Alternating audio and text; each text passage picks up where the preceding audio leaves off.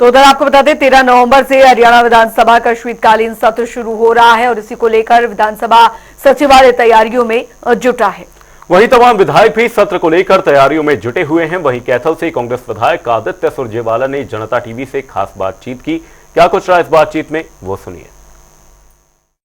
हरियाणा विधानसभा का सत्र 13 तारीख को शुरू हो रहा है। इसको लेकर जहां विधानसभा सचिवालय अपनी तैयारी में जुटा है, वहीं तमाम जो विधायक हैं वो भी इस सत्र को लेकर अपनी तैयारी में जुटे हैं। इस वक्त मेरे साथ कैथल से कांग्रेस के विधायक आदित्य सुरजेवाला मौजूद है।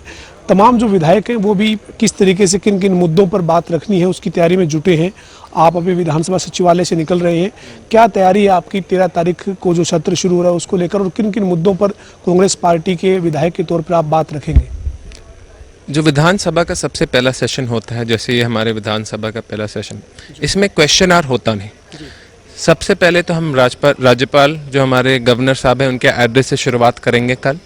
फिर परसों से जो बिल ये भाजपा सरकार, सैनी सरकार लेके आएंगी उस पर डिस्कशन, चर्चा शुरू होगी। ये सारे के सारे बिल सारे विधायकों को एडवांस में भेज दिए जाते हैं।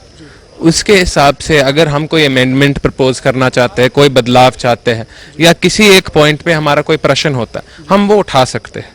तो उन मैटरों के बारे में अभी सारी कांग्रेस पार्टी के सारे एमएलए घर बैठे अपने सारे साथियों के साथ रिसर्च कर रहे हैं।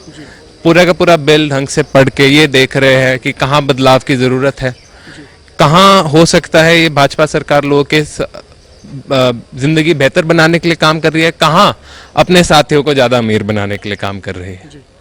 तो इस सारे के सारों के बारे में हम प्रश्न भी उठाएंगे, अमेंडमेंट भी रेज करेंगे। अगर मैं आज ही आपको बता दूं हम क्या क्या प्रश्न पूछने वाले हैं तो फिर विधानसभा तो आप देखोगे ही नहीं। ठीक है, लेकिन आपकी नज़र में जो चुनाव में मुद्दे थे, जिन मुद्दों पर विपक्ष के तौर पर कांग्रेस मैदान में थी और अब सरकार जो है वो बीजेपी की तीसरी बार बन गई, आपको लगता है कि किसान की खाद का मुद्दा है या फिर अन्य जो किसानों से जुड़े मुद्दे हैं, युवाओं के रोजगार से जुड़े मुद्दे हैं, उन मुद्दों पर भी जब मौका मिलेगा राज्यपाल के अभिभाषण पर बोलने का तब बात रखी जाएगी? बिल्कुल रखी जाएगी। जो हमने मुद्दे कांग्रेस पार्टी ने उठाए, आज के दिन वो मुद्दे और भी ज़्यादा ज़रूरी बन गए हैं। हम किसानों का मुद्दा उठाते थे, पिछले 1 महीने में सरकार के बनने के हमने देखा किसानों की जिंदगी और बुरी बन गई। पराली जलाने का जो अपराध भी नहीं होता था, आज के दिन एफआईआर फाइल हो रही है, किसानों को जेल में डाला जा रहा है, उनको इस ब्लैक लिस्ट, रेड लिस्ट पे डाला जा रहा है कि वो पोर्टल पे अपनी धान और कनक भी नहीं बेच पाएंगे।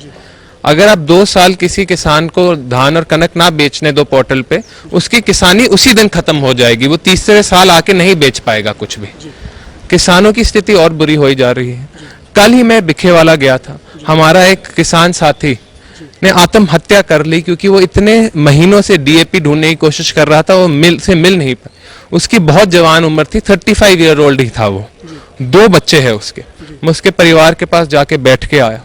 उन्होंने कहा ये एक हमारा साथी 2 किले के किसान होने के बावजूद भी सबकी मदद करता था, एक समाज सेवी था, बट डीएपी के मुद्दे ने इतना तंग कर दिया है हमारे किसानों को, आत्महत्या की बिल्कुल स्थिति पे आ गए हैं। तो किसान के मुद्दे तो हम उठाते ही रहेंगे। नौजवान साथियों के रोजगार का हो, स्पोर्ट्स का हो, एजुकेशन का हो, ऐसे बड़े बड़े मुद्दे आज के दिन भी अगर आप युवा साथियों से बात करो वो इसके बारे में बात करेंगे। तो जो रोड मैप कल गवर्नर साहब हमें पेश करेंगे, अगर वो हमारे खिलाड़ियों के लिए, हमारे किसानों के लिए, गरीब आदमी के लिए, SC/BC साथी के लिए, नौजवान साथियों के लिए, हमारी माताओं के लिए एक बेटर फ्यूचर नहीं पेश करता हमें, तो उसके खिलाफ भी हम बोलेंगे। और इस भाजपा सरकार को हम बोलेंगे कि हमें 36 बिरादरी के काम करने हैं और आप इस भाजपा सरकार को भी 36 बिरादरी के काम करके दिखाने हैं, तब भी ये हरियाणा की सरकार हो सकती है। अंतिम सवाल है, एक और लगातार चर्चा हो रही है कि विपक्ष के नेता नहीं है सदन में, कांग्रेस के विधायक दल के नेता नहीं है, नेता विपक्ष नहीं है, तो आपको लगता है कि कांग्रेस के हाईकमान की तरफ से ये फैसला नहीं होना आपको विधानसभा में कहीं कमजोर देखते हैं क्या आप? क्योंकि बीजेपी इस पर चुटकी ले रही, कह रही कि अभी नेता विपक्ष नहीं तय कर पा रहे। जो ये भाजपा सरकार है, इनके पास असली मुद्दे उठाने, अब तो तीसरी बार ये सत्ते में आ गई है ये सरकार, ये इशू रेज करने के लिए कि देखो हम अब जिंदगी कैसे बेहतर बनाएंगे, क्या बिल ऑर्डिनेंस लेके आ रहे, उसके अलावा कि हमने अब तक नेता प्रतिपक्ष नहीं चुना है, वही मुद्दा अब उठाए जा रहे हैं, क्योंकि इस भाजपा सरकार को काम नहीं करना आता, सिर्फ अटैक करना आता है कांग्रेस पार्टी को। ये भाजपा सरकार अपने हरियाणा के साथियों के हित में नहीं सोचती, ये बस कांग्रेस पार्टी के खिलाफ सोचती है, ये बस एंटी कांग्रेस पार्टी है, खुद की इनकी आइडियोलॉजी नहीं। हमारा नेता प्रतिपक्ष जल्दी से जल्दी चुना जाएगा। अभी झारखंड और महाराष्ट्र के चुनाव चल रहे हैं, तो कांग्रेस पार्टी की हाईकमान मल्लिकार्जुन खड़गे जी और राहुल गांधी जी अब वहां व्यस्त है।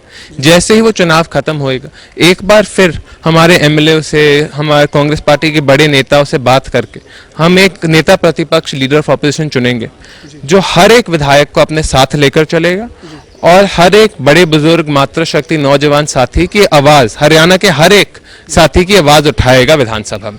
हमारे साथ आदित्य सुरजेवाला थे, जो कह रहे हैं कि विधानसभा का जो सत्र शुरू हो रहा है उसमें तमाम जो मुद्दे हैं उन मुद्दों को रखा जाएगा और हर वर्ग के जो मुद्दे हैं उन मुद्दों को सदन में विपक्ष के नाते जो है वो कांग्रेस के विधायक के तौर पर जो है वो रखेंगे। वीडियो जर्नलिस्ट विजेंद्र के साथ पवन सिंह और जनता टीवी, चंडीगढ़।